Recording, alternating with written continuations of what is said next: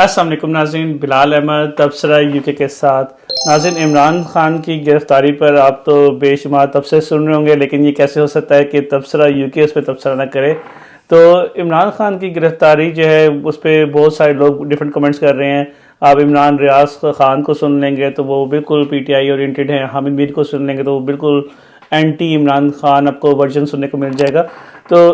मेरे ख्याल में जो इमरान खान की जो ये मतलब जो भी इनको जो अरेस्ट किया गया है, ये काफ़ी प्रिएम्प्टिव था, यानी कि पता था लोगों को। इमरान खान ने एक दिन पहले रात को मीटिंग भी की थी जमान पार्क में, और उस दिन अगले दिन सुबह जब उन्होंने वीडियो पैगाम नशर किया था अपनी गाड़ी में बैठ के, तो वो काफ़ी हद तक प्रिपेयर्ड थे कि होगा। और आपने शायद ये नोटिस भी किया हो कि वो जब इस दफ़ा इस्लामाबाद गए हैं अपनी इस बेल के लिए, तो उस टाइम पे वो अपने साथ कोई ज़्यादा लोग लेकर नहीं गए जिस तरह वो यूजुअली लेके जाते थे, इसलिए ताकि तसादुम ना हो सके। बहर वो अरेस्ट हो गए और कहा जा रहा है कि अब उनको जो 8 दिन का जिस्मानी रिमांड मिला, यानी कि इसका मतलब ये है कि 8 दिन तक वो नैब की कस्टडी में ही है। लेकिन मेरा ख्याल है, जहाँ तक मेरा अपना असेसमेंट है, कि इमरान खान इतनी जल्दी बाहर नहीं आएंगे। इमरान खान को जो है वो जिस तरह इमरान रियाज खान को या उनके जो भांजे हैं हसन न्याजी को, या फिर जो है बाकी लोगों को जो है जिस तरह पूरे पाकिस्तान की सैर कराई गई थी, बलोचिस्तान सिंध, इस तरह जो है इमरान खान को कराई जाएगी सैर। और आप देख सकते हैं कि जो ISPR की जो आज की प्रेस रिलीज़ आई है, जिसपे उन्होंने सख्त अल्फाज इस्तेमाल किए हैं और पहले तक पाकिस्तान तहरीक इंसाफ को के बारे में बड़े सख्त अल्फाज इस्तेमाल किए हैं, तो उससे लग ये रहा है कि वो इनको जो है केसेस में उलझाए रखेंगे और इमरान खान को बाहर नहीं आने दीजिएगा। एक ये भी कहा जा रहा है कि हालात इस तरफ जा रहे हैं, जिस तरह देखिए रेडियो पाकिस्तान पेशावर की बिल्डिंग जला दी, और कोर कमांडर के जो लाहौर हैं उनके घर पे जिस तरह हुए हैं ये अटैक्स, उसके बाद लग ये रहा है कि या 2 साल की इमरजेंसी लग जाए या फिर मार्शल लॉ भी लग सकता है, जिसके चांसेस मार्शल लॉ के मेरी नज़र में कम है, इसलिए कि आपको फिर जो इंटरनेशनल आपको जो इमदाद मिलती है वो मिलना जो है वो मार्शल लॉ की वजह से बंद हो जाती है। इसलिए कि मार्शल लॉ का मतलब ये है कि आपके जो इंसानी हकूक़ हैं वो फिर ख़त्म हो जाते हैं बिल्कुल कम्प्लीटली, फिर वो सिर्फ आर्मी रूल करती है। तो इसलिए इमरजेंसी में ये होगा कि सिविलियन गवर्नमेंट होगी, लेकिन आर्मी की पीछे बैक होगी, इमरजेंसी लगी हुई होगी, उससे इलेक्शन भी डिले हो जाएंगे जो कि कानून आइन इजाज़त देता है, और साथ जो है ये इमरजेंसी भी लगी। अच्छा, यहाँ पर जो है जो प्रोटेस्ट हो रहे हैं काफ़ी स्ट्रॉन्ग हैं। बहुत सारे लोग, इवन कि काशिफ अब्बासी भी काफ़ी हैरान है कि काफ़ी स्ट्रॉन्ग प्रोटेस्ट हो रहे हैं। इवन कि लाहौर में भी बहुत स्ट्रॉन्ग प्रोटेस्ट हो रहे हैं। जो जलाओ घराओ है वो तो है ही है, लेकिन उसके अलावा जो लोग निकले हैं वो काफ़ी अनप्रेसिडेंटेड है। जब नवाज शरीफ, मुझे याद है कि जब उनको अरेस्ट किया गया था तो शायद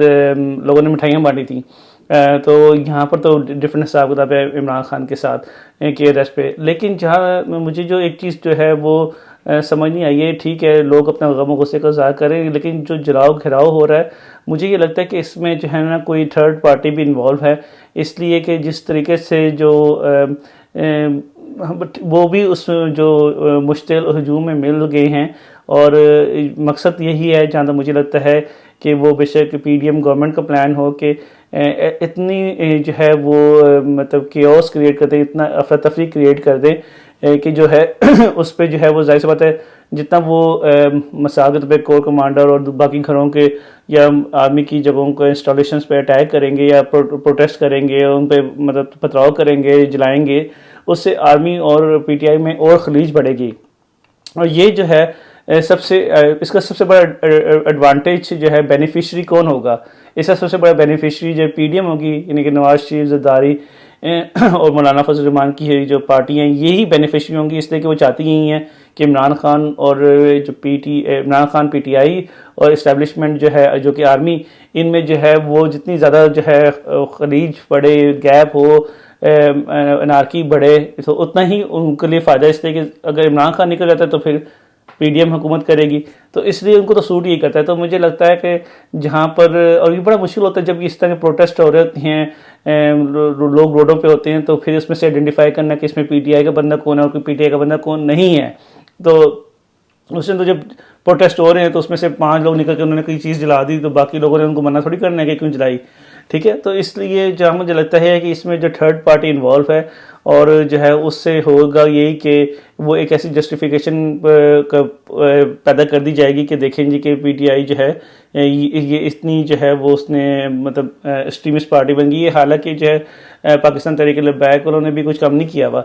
लेकिन फिर भी वो एक प्लान का हिस्सा है जहाँ तक मुझे लगता है, और उसमें जो है वो पीटीआई को टारगेट करना मकसद है। अब आगे होगा क्या, ठीक है। अब मुझे बड़ी मज़े की बात ये लगी कि सुप्रीम कोर्ट में जो है मिलिट्री इस्टेब्लिशमेंट ने जाके खुद चीफ जस्टिस को कहा कि हमारी जो फौज है वो बॉर्डर पे बिजी है, लॉ एंड ऑर्डर की सिचुएशन बहुत ख़राब है ड्यू टू टेररिज्म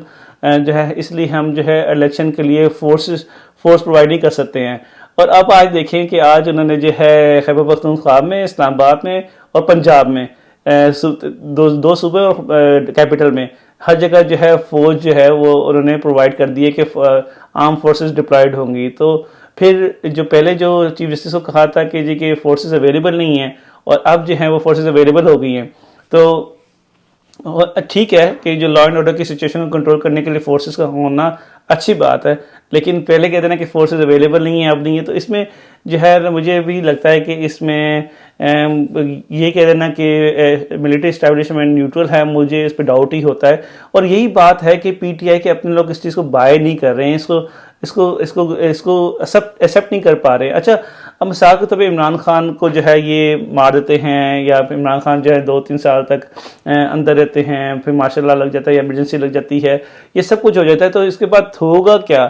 ठीक है। तो मेरा ख्याल है कि लेट्स से कि पीडीएम दोबारा जो है वो इलेक्शन होते हैं, पीडीएम जीत जाती है, या इलेक्शन नहीं होते पीडीएम हुकूमत करती रहती है। तो ये देखें जो पीटीआई के जो लोग हैं, जो इमरान खान के कोर फॉलोअर्स हैं और उनकी जनरेशन जो हैं, जो भी छोटे छोटे बच्चे हैं, ठीक है, तो उनके जहनों में तो एस्टैब्लिशमेंट मिलिट्री आर्मी के लिए मोहब्बत नहीं पैदा होगी, ठीक है। तो मेरा ख्याल है कि और ये चीज़ें जो हैं ये नहीं होगा कि आप 2 दिन बाद इमरान खान को फिक्स कर देंगे और 3 दिन बाद लोगों के दिलों चेंज हो जाएंगे,